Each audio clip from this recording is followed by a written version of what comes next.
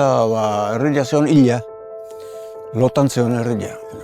Praktikamente guztia egiteko zeuen, eta horra zekinean gauzak egiten.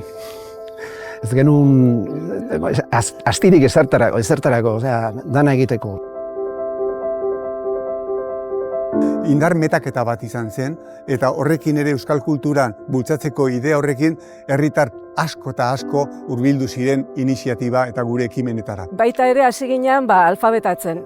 Atea genuen D eredua zan orduan, da hasi ginean ja gau eskolan klaseak ematen. Nire amak esaten zin, nola, astigarren lokala etxe azpintzegon, koltsoia bera jeistea besteik ez nula behar, zeia, egun guztia hortxe pasatzen nula, ez da? Herriari eman dio, nik uste, egite bide bat, ez? Eta izan garela pixka bat nolabait oinarri gero ondoren etorri diren talde guztien erreferentea, ez? Herri mailan herrigintza da ematen duna bizitza herri bati eta nortasuna ematen diona. Hasiera batian gauzak izate, sortu ezer bat eta, bero nazteiz. Baina gero mantendu miek. Generazio, urtiagun, eta metzatzako handikan hasitako jendia horra idek.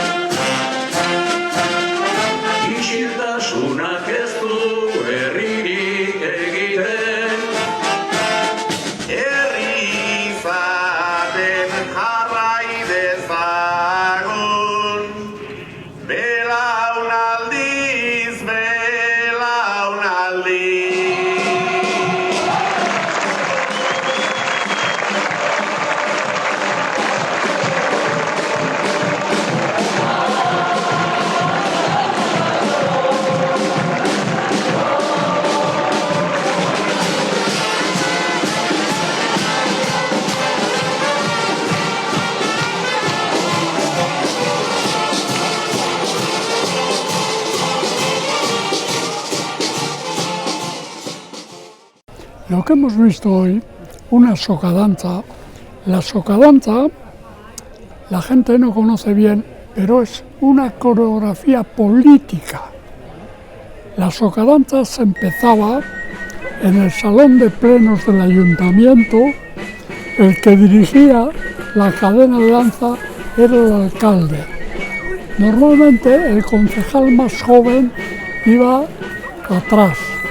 Los dos bajaban por toda la escalera hasta la plaza pública, y en la plaza el alcalde y la corporación tomaban la plaza, que era el espacio de diversión municipal, y allí montaban la socadanza. Lo que llamamos zubiak, puentes, es por delante un primer puente y por detrás otro. ¿Esto qué es? No son puentes, son anudamientos. La cuerda hay que anudarla porque si no se suelta. Todas las cuerdas tienen un nudo delante y otro detrás. Y aquí lo hacemos. Luego, aquí en Guipúzcoa, en el Goierri, los ayuntamientos se invitaban. Y el ayuntamiento invitado venía a la plaza del pueblo que le había invitado y traía una socadanza. Y unos pueblos y otros iban anudando, que esto es muy hermoso. Es muy hermoso porque nadie lo tiene.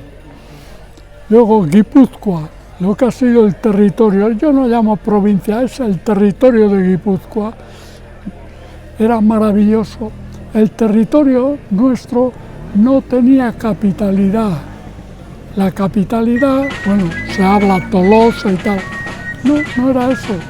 La capitalidad se hacía donde se asentaban las juntas generales, el parlamento. En Alemania, donde hay un condado, el señor conde vive como un rey machacando al campesinado que tiene. Esto aquí no había. No. Había montes comunes, había, hombre, menudo mundo era. Un mundo absolutamente maravilloso. Y esto lo hemos sostenido hasta hoy.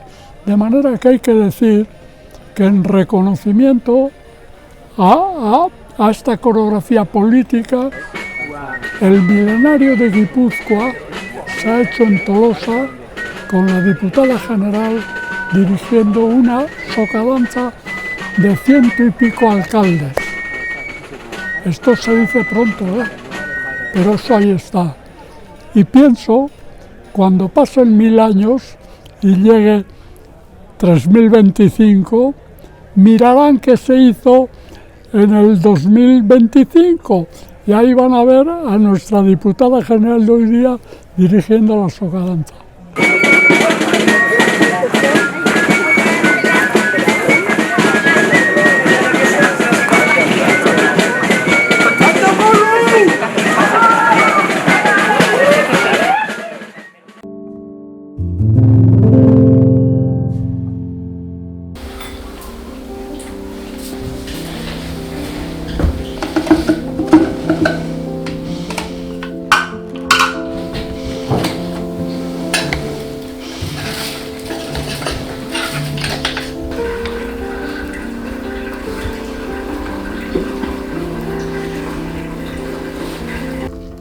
Mila bederatzen da 89an, irailen 3an debutatu ginen. Lehenengo aldiz, Igor Garmendiak eta nik jo ginen. Hanik aurrera igandero. Kuriosua da, guk ostiradero ensaio egiten ginen txistulari. Baina, klaro, ez ginen, geho, inoa juten jotzea. Eta orduan, ostiradeta ensaio egin da inoen jo ez da. Orduan, arrisku ikusi nunik, utziko eta ginen txistuak. Eta ez, proposatu nuen, bueno, hemen hau gertatzen da, eta edo jotzen dugu igandero Diana, edo beste txistu utzingo dugu jotzen. No, erabak izan baietz, Diana jo igandero. Diana nazan Miguel Josek aspaldizakan burun, herri askotan inguruan egiten zala iganderoko Diana bat, eta beak zuen burun hori astigarren esaitu behar ginela. Eta nik uste da ginela, nik fetxetako txarra naiz, baina 89, 90 buelta hortan hasiko ginela, pentsatzet. Batu zitzaienean igandero ateatzea, ba nik enaiz goatzen, baina seguro pentsatu nula, hase okurrentzia izan dutenak. Igorrek? Bai.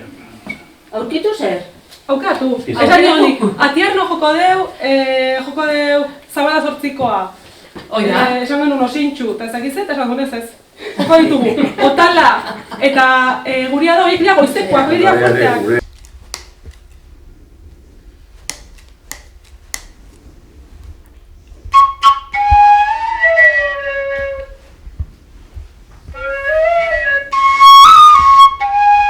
Guzti honen sortzailea bera izan duzen, Miguel Josek. Beak sortu zituen musikalen aldeko historia guzti. Gero, gaur egungo musika eskolaren sortzailetako bat ere bada, lehenengo juntan bera egon zen ere. Eta, bueno, berarengatik ez baleitz, hemen txisturik eta etzen egongo. Miguel Josek mantendu du Diana urte guzti hauetan zehar, gelditu gabe, igandero ateratzen, edozein eguraldi zela ere, eta ez hori bakarrik. Bertako egileen eta musikak idatzi, edo bereke bai, astigarrarentzako sortu dituzte kanta batzuk. Lan izugarria egin du. Errex izan zen taldean sartzia. Nik nolabait aukeratu noiz hasi taldearekin, ez? Ba, aurkitu nuna izan zen lagun talde bat. Hori da topatu nuna. Lagun talde bat, belaunaldi desberdinez osatua, oso aberatsa. Beethovenetik hasita eta ume zebiltzan gazte eta arte.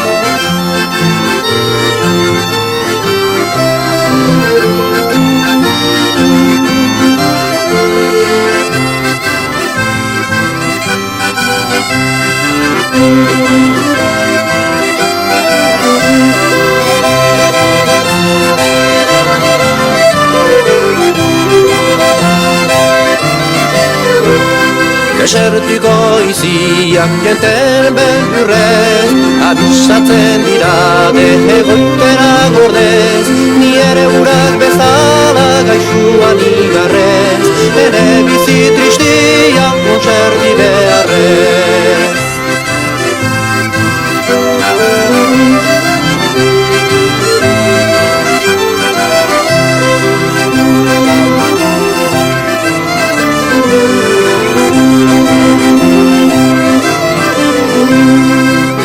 Eta bihurutik bete gynin, emazte bat hartu nin, enez hori gaitzin, erraiten